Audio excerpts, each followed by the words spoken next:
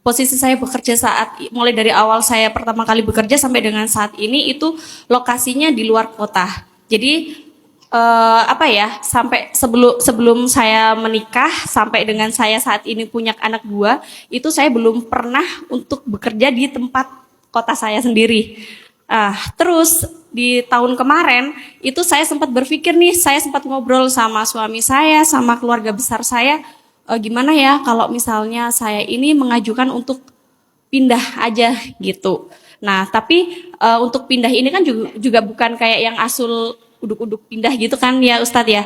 Jadi kita kayak perlu waktu, perlu timing, udah kontribusi apa sih yang udah saya berikan buat perusahaan saya saat ini, seperti itu. Nah, lalu ya ini ujian ya menurut saya, karena saya nggak pengen ini masalah, ini cobaan. Tapi saya menganggap ini ujian saya.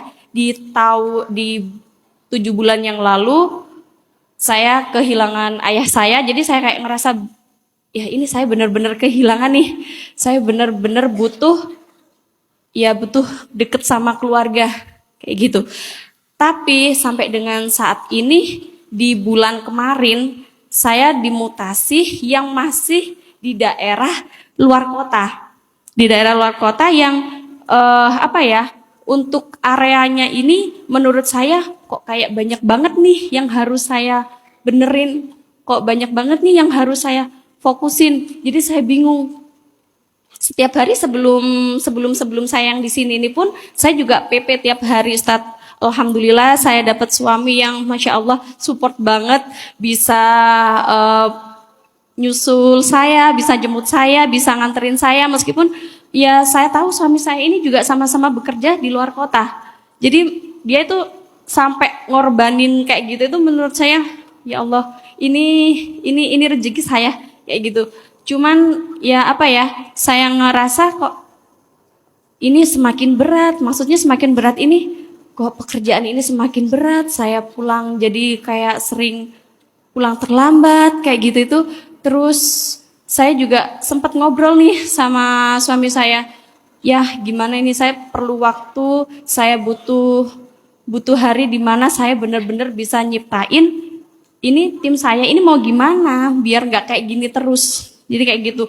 Saya sempat ngobrol kayak gitu. Tapi di saat saya weekend itu saya juga kalau lihat anak-anak, saya egois nggak ya kalau saya ninggalin anak-anak saya. Jadi kayak gitu. Jadi saya bimbang ini saya mau gimana. Sampai saya juga nggak sekali atau lebih dari sekali saya konsul ke psikolog Ustadz. Ya ngasih saran lah ya tentang pekerjaan saya. Jadi saya harus siapin ini kayak gini. Udah saya tata nih, tapi kok ya namanya kerja banyak kepala, banyak yang harus disatuin kayak gitu ya.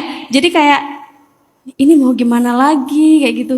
Saya juga di rumah ini ngurusin anak. Jadi apa yang harus saya lakuin? Saya sampai bingung. Jadi kayak ya Allah, ini saya mau gimana kalau saya mau berhentiin pekerjaan saya ini, saya juga nggak pengen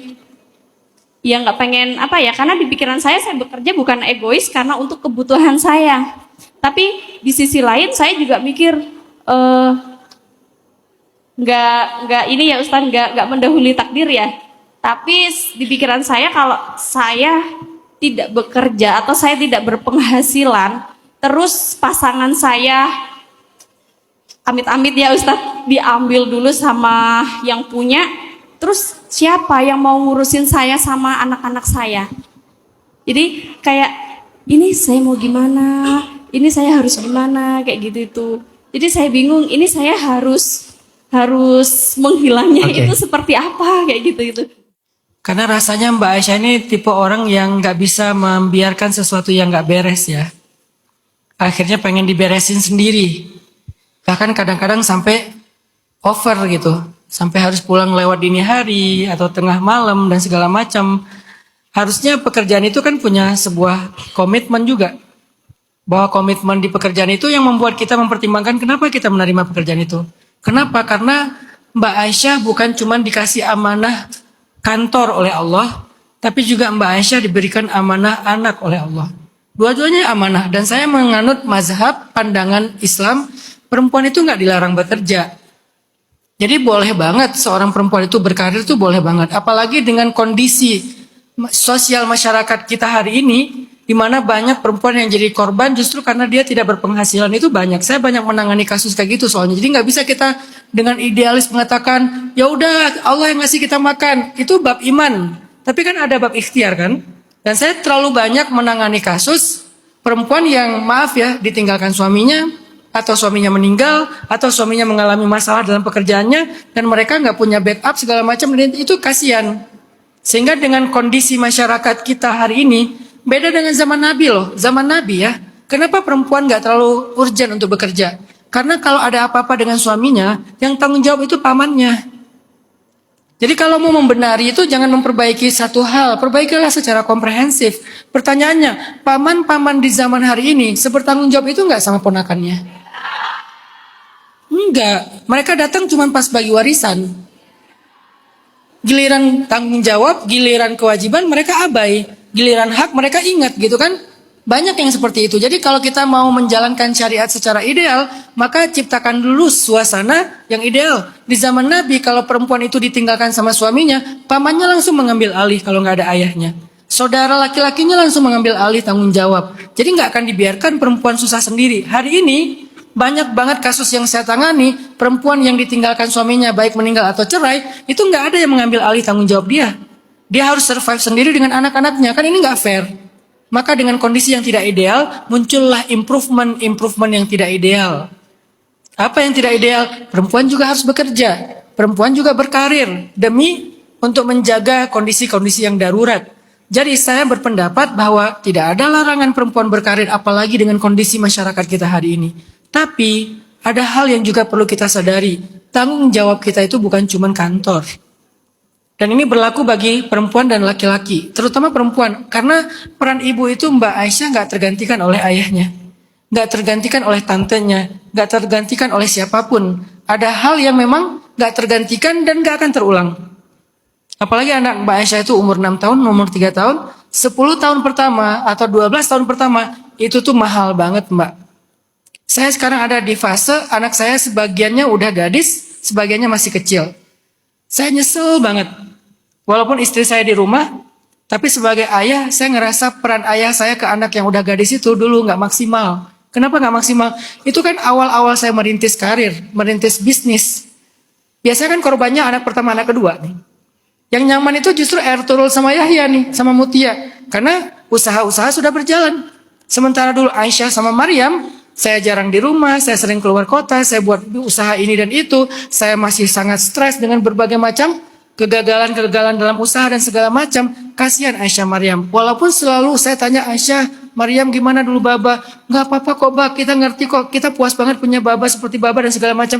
Tetap aja saya ngerasa kurang dan saya bayar hutang masa kecilnya, hutang pengasuhannya dengan support system habis-habisan sekarang. Tapi tetap aja ada rasa seandainya waktu itu bisa berulang, saya pasti akan mendahulukan mereka. Tapi kan kondisi hidup yang memaksa kita untuk kadang-kadang memilih sesuatu yang gak ideal ya. Maka Mbak Aisyah jangan lupa, anak-anak itu adalah tanggung jawab Mbak Aisyah juga. Jadi berdamailah dengan tanggung jawab di kantor. Waktunya pulang memang harusnya pulang. Yang bisa kita kerjakan besok ya sudah, tundalah untuk besok. Walaupun ada rasa Mbak Aisyah tuh kayak gak rela, gak tega segala macam. Boleh gak Mbak Aisyah sekarang mulai belajar berdamai? Aku punya tanggung jawab di kantor, aku juga punya tanggung jawab di rumah. Kalau bisa pulang sebelum maghrib, karena habis maghrib itu quality time. Anak-anak pengen ngaji sama Mbak Aisyah. Walaupun cuma ngaji alif bata. Dan itu akan dikenang. Saya tanya sekarang, Kak, dulu kalian belajar ngaji sama siapa? Sama Umi. Pernah gak belajar ngaji sama Baba? Enggak. Padahal saya ngaji di mana-mana. Rekaman saya ada di mana-mana. Tapi belajar ngajinya gak sama saya. Alhamdulillah sekarang saya bisa menebus hutang itu. Sekarang mereka belajar hidupnya dari saya. Belajar merancang masa depannya dari saya. Belajar tentang visi dari saya. Tapi saya kehilangan masa belajar ngajinya lewat uminya doang. Belajar sholatnya dari uminya. Setiap pagi mereka sebelum berangkat sekolah itu mulai murajaah hafalan sholat, hafalan Quran. Sampai mereka hafal beberapa juz itu dengan uminya, bukan dengan saya. Artinya ada peran ibu yang sangat berharga dan itu berarti sekali untuk masa depan mereka. Jangan pernah melewatkan itu. Kalau Mbak Aisyah bisa mengkondisikan dan berdamai, maka itu akan ideal. Mbak Aisyah sudah hampir sempurna hidupnya. Dengan suami yang soleh, dengan anak-anak yang luar biasa. Tinggal Mbak Aisyah hanya perlu berdamai dengan setiap amanah. Kata Nabi, kullukum ra'in wa kullukum mas'ulun an ra'iyati. Semua kalian itu pemimpin dan semuanya dimintai pertanggungjawaban terhadap apa yang dia pimpin.